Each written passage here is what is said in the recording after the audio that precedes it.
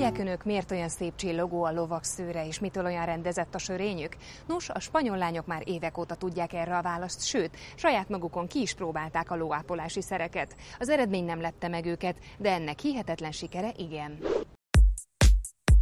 Fényes, puha szőr, erős sörény, bizony sok nő irigykedik a lovak gyönyörű ápolt sörényére, és szeretnék, ha az ő hajuk is ilyen lenne. Hamarosan Horváth Éva megmutatja, hogy nem lehetetlen mindez, de addig is nézzük, hogyan ápolják a lovakat.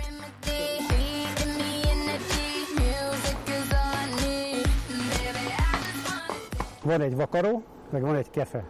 És a vakaróval fel kell vakarni a port, ami a szőr alatt van, a kefével meg lehúzzuk a szőrt, és ezt lehet csinálni addig, amíg sokáig. Tehát van bennük bőven por, tehát a kefével először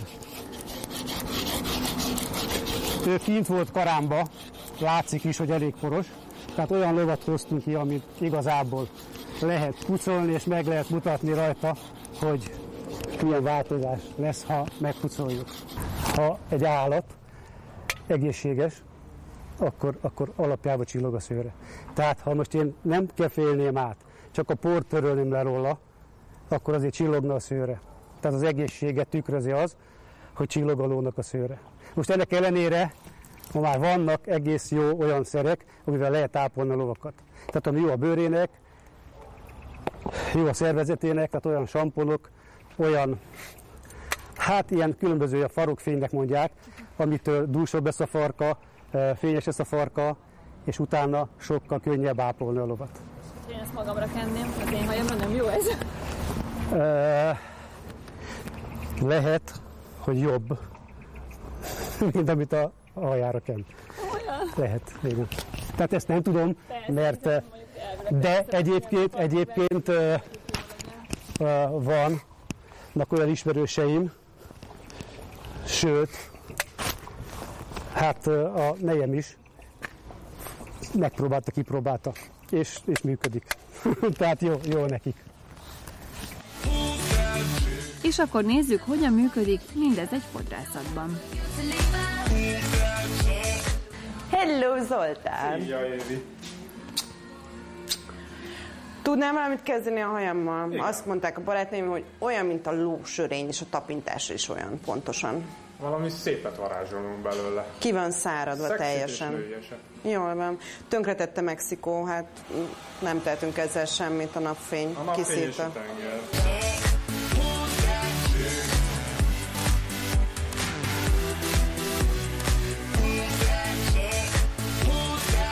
Te mit csinálsz a hajaddal, hogyan ápolod? Én a létező összes hajbalzsamot szerintem kipróbáltam már, mert sok emberrel ellentétben nekem az a bajom a hajammal, hogy kiszárad. Tehát nem azért kell megmosnom, mert hogy bezsírosodik, hanem mert kiszárad egy ilyen 3-4 nap után, mint hogy ezt most láthatjátok is most. És ugye mexikói klíma az nem igazán tett jót a hajvégeimnek. Azt gondolná az ember, hogy ott nagyon páros a levegő, de most ennek ellenére mindenkinek kiszáradt és tönkrement a haja. Úgyhogy az Zoli nagyon rendes volt, mert nálunk van egy ilyen alapszabály, hogy a minimális veszteséggel a maximális nyereséget érjük el. Épp hogy csak egy picit vágott a végéből, de viszont mondta, hogy cserében nagyon sok balzsamot kell rátennem, úgyhogy én most használok hajmosás után, amit ki kell öblíteni, használok olyat, amit nem kell kiöblíteni, és naponta kenek rá hajolajat is. A nők mivel ápolják a hajukat? Biztos hallottál már azért furcsa eseteket itt, hogy... Furcsa? A professzionális termékeken kívül? Hát szinte a neten borzalmas dolgok is terjednek, a banánturmixtól kezdve a sörig és a pezsgőig, és a vanília koktélig szinte mindent meg lehet találni, bár a legtermészetesebb dolgok az a kamilla, a tojás, a citrom.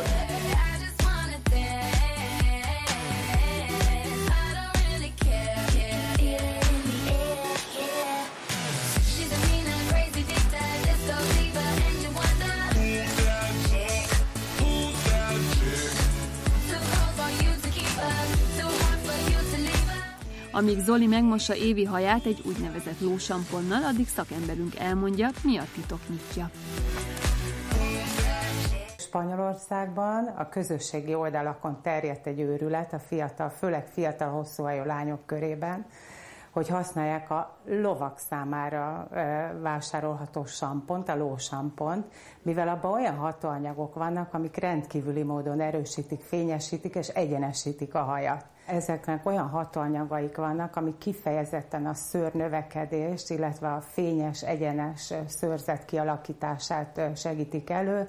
Ezek a biotin, B7 vitamin néven is ismert, a pantenol, ami szintén a B-vitaminok csoportjába tartozik, a keratin, ami egy rostos fehérje, és szintén nagyon, nagyon erőssé és fényessé teszi a hajat, és egy mezei zsurló nevű növény, amiben pedig az ásványi anyagok táplálják a hajat. Időközben Évi haja átesett a lósampon teszten.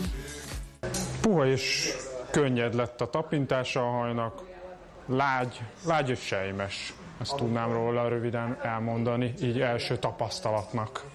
Most ami kis tincset én meg tudok itt tapintani, az tényleg nagyon sejmes, de ott ugye majd azon lesz a fő hangsúly, hogyha kimegyek a párás levegőre, hogy mennyire marad egyenes, ugyanis ennek a lósamponnak ugye ez a leginkább legközponti funkciója, és hát bízom benne, hogyha megkérdeztek majd egy óra múlva, akkor megmondom, hogy milyen hatása van. Zoli? Nagyon jó ötlet!